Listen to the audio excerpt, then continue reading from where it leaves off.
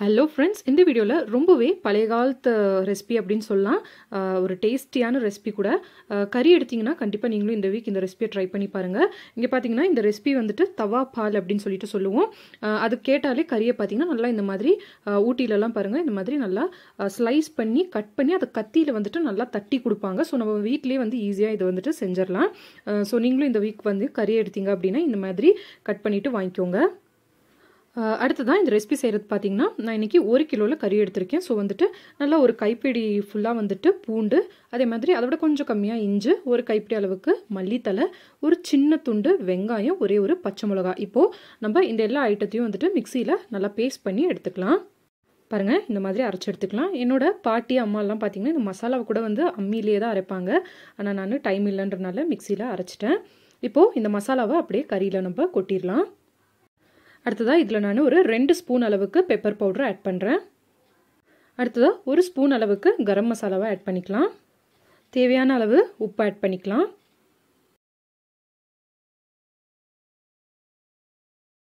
அடுத்ததாக நான் இதில் பார்த்தீங்கன்னா ஒரு 1 ஸ்பூன் அளவுக்கு காஷ்மீரி மிளகாத்தூள் ஆட் பண்ணுறேன். இப்போது இந்த அளவுக்கு மசாலா தடவினதுக்கப்புறமா இந்த கறியை இந்த மசாலாவோட ஒரு 1லேருந்து 2 மணி நேரம் வரைக்குமே வந்துட்டு நம்ம நல்லா ஊற வச்சிடலாம்.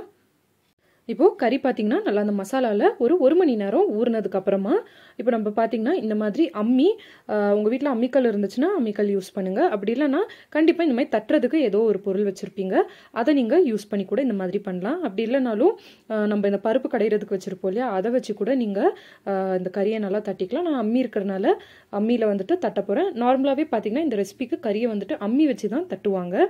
ஸோ வந்து நான் இப்போது அம்மியில் இந்த மாதிரி வச்சுட்டு இதை நம்ம நல்லா தட்டிக்கணும். எந்த அளவுக்கு தட்ட முடியுமோ அந்த அளவுக்கு நல்லா, எந்த அளவுக்கு நம்ம தட்டுறோமோ அந்த அளவுக்கு டேஸ்டியாக இருக்கும், சாப்பிட்றதுக்கும் பார்த்தீங்கன்னா நல்லாயிருக்கும். பாருங்கள், இந்த அளவுக்கு தட்டினதுக்கு அப்புறமா இதை நம்ம தனியாக ஒரு பிளேட்டில் எடுத்து வச்சுட்டு இதே மாதிரி இருக்க எல்லா பீசஸையுமே வந்துட்டு தட்டிக்கலாம்.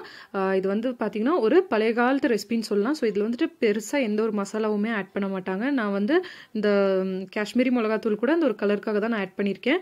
ஆனால் எங்கள் அம்மா பாட்டியெல்லாம் செய்யும்போது பார்த்திங்கன்னா அதெல்லாம் ஆட் பண்ணவே மாட்டாங்க. நார்மலாக இந்த கம்மி மசாலாஸ் போட்டு தான் இது செய்வாங்க. ஆனால் டேஸ்ட் அந்தளவுக்கு நல்லாயிருக்கும். ஸோ நீங்களும் கறியை இந்த மாதிரி தட்டி எடுத்து வச்சுக்கோங்க. பார்த்திங்கன்னா தவா வச்சுட்டு எண்ணெய் ஊற்றிக்கலாம். எண்ணெய் நல்லா சூடானதுக்கப்புறமா நம்ம தட்டி வச்ச கறியை பாருங்கள் இந்த மாதிரி போட்டுக்கலாம்.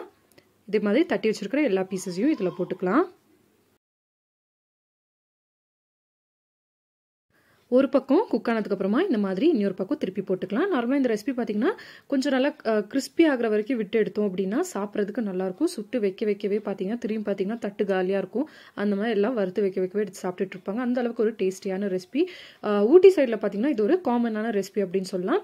இது வந்து தவா ஃபால் அப்படின்னு ஏன் சொல்லுவோம்னா தவாவில் செய்கிறனால அந்த ஒரு பேர். இதே வந்துட்டு கடாய் ஃபால் அப்படின்னும் சொல்லுவாங்க. அது பார்த்திங்கன்னா கொஞ்சம் மசாலாலாம் போட்டுட்டு கிரேவி மாதிரி செய்வாங்க. அதுவும் பார்த்திங்கன்னா சூப்பராக இருக்கும். சப்பாத்தியோட தொட்டு சாப்பிட்றது பார்த்தீங்கன்னா அட்டகாசமாக இருக்கும்.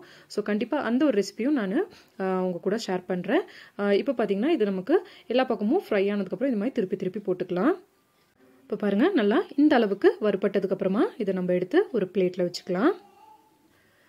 இதே மாதிரி மீதி இருக்கிற எல்லா பீசஸையுமே ஃப்ரை பண்ணி எடுத்துக்கோங்க. அவ்வளோதாங்க, ரொம்பவே சூப்பரான ஒரு டிஃப்ரெண்ட்டான ரெசிபி ரெடி. ஸோ இந்த சண்டே நீங்கள் கறி எடுத்திங்கன்னா கண்டிப்பாக இந்த ரெசிபி ஒரு தடவை ட்ரை பண்ணி பாருங்கள். நிறைய பேர் பார்த்திங்கன்னா இப்போது இந்த நெக்ஸ்ட் வீக்கில் பக்ரீத் வருது. ஸோ அவங்களுக்கெல்லாம் பக்ரீத் செலிப்ரேட் பண்ணுறவங்களுக்குலாம் பார்த்திங்கன்னா கண்டிப்பாக இந்த ரெசிபி ரொம்பவே யூஸ்ஃபுல்லாக இருக்கும். கண்டிப்பாக நீங்களும் இதை ட்ரை பண்ணி பாருங்கள். ட்ரை பண்ணி பார்த்துட்டு எப்படி இருந்ததுன்னு சொல்லுங்கள். அண்ட் மறக்காமல் நம்மளோட சேனலுக்கு சப்ஸ்கிரைப் பண்ணுங்கள்.